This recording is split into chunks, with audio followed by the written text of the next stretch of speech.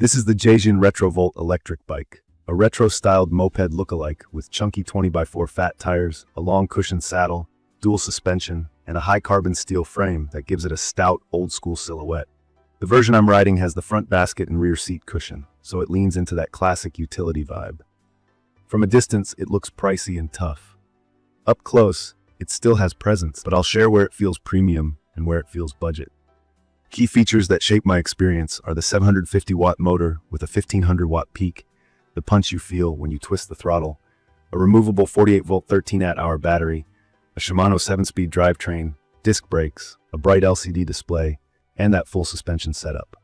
The brand quotes up to 30 mph and up to 70 miles of range.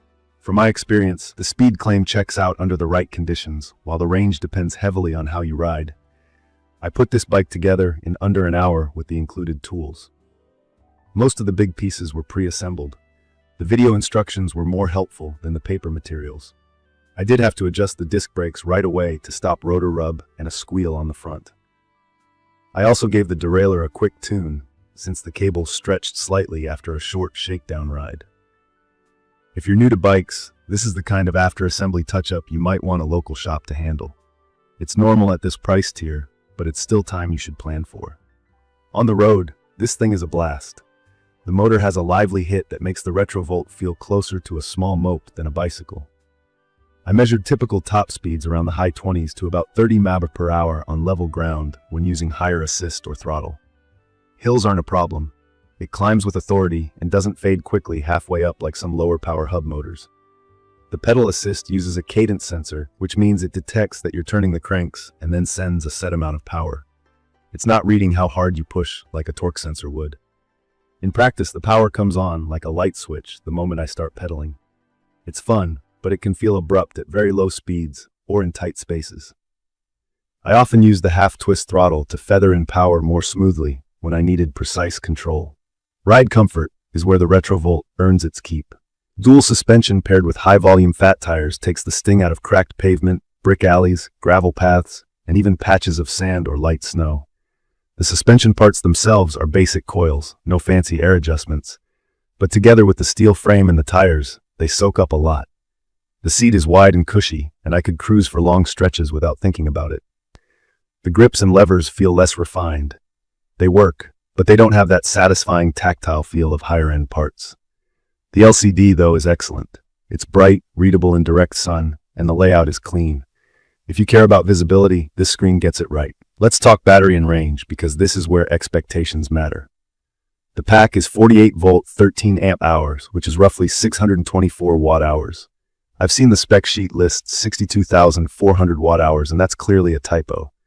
With pedal assist set sensibly and me doing a real pedal cadence, I can stretch into the 60-ish mile range.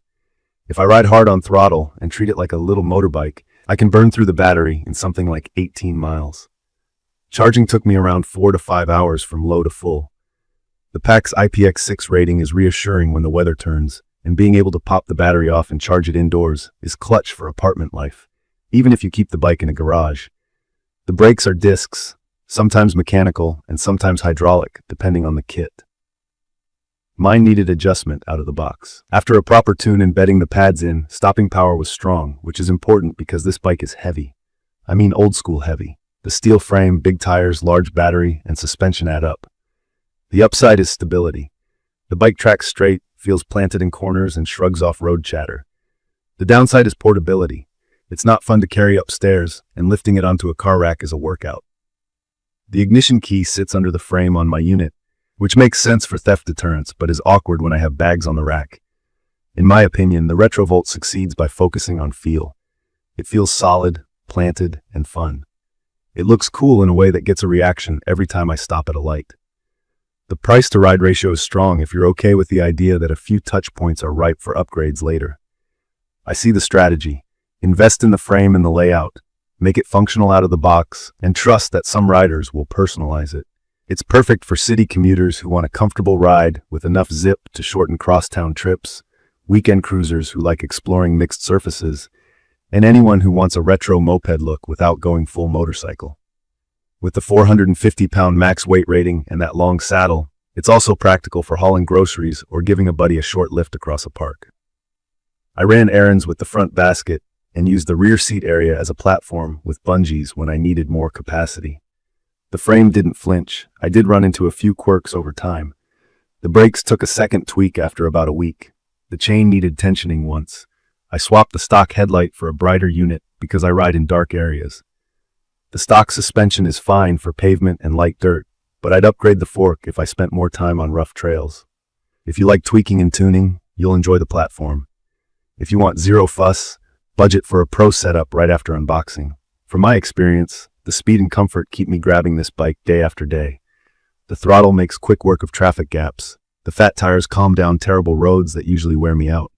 The LCD screen and controls are intuitive. The grips and levers remind me it's not a premium build, but those are easy swaps. The weight is the one thing you can't mod away. You live with it, or you pick a lighter bike. I'd recommend this for riders who have ground floor storage, want a fun and stylish commuter with real power, and either have a little mechanical confidence or a shop nearby.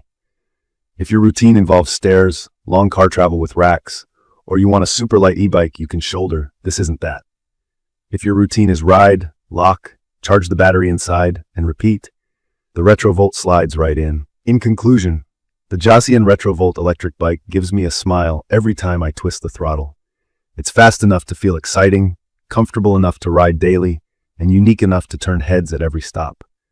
The battery range is solid when I pedal, and it drops fast when I go full throttle, which is normal for this class. The brakes and shifting needed attention out of the box, but once dialed, the whole package comes together. It's a sturdy, characterful e-bike that rewards a bit of care and invites upgrades over time. If you found this video helpful, please subscribe and drop your questions or your own experiences in the comments. Thank you for watching.